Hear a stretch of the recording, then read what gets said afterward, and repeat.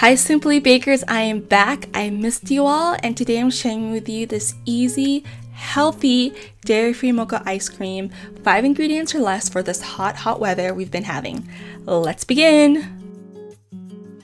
So you're going to grab half a cup of cashew nuts and add it to your blender. Now the blender I'm using is Vitamix. I love this Vitamix. I've had it for 2 years and it's still working great.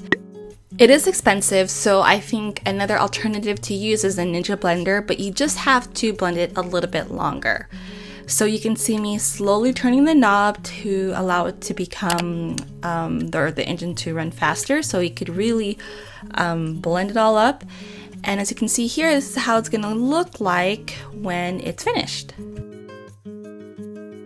So go ahead and put this back on the stand, and then you're gonna add half a cup of your choice of milk.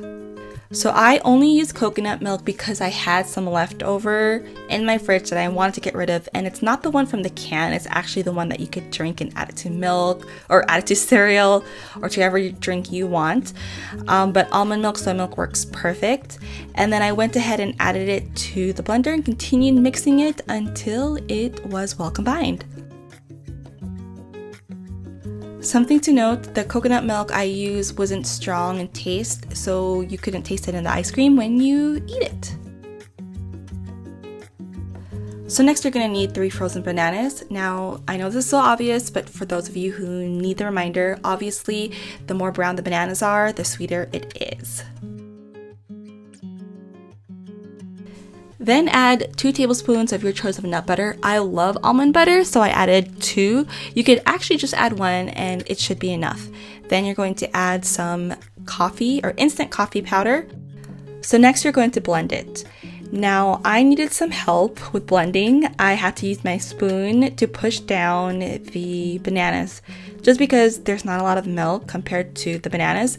So just go ahead and mix. Here I am mixing at low speed. I couldn't find my missing piece, so that's why. For those of you who are wondering, the blender comes with Vitamix comes with this piece to help you mix things, and I lost it. So here it is. Doesn't it look like ice cream? Look at that. Now, guys, I have to mention, this does taste better fresh, and it does only take about maybe 2 to 3 minutes to make.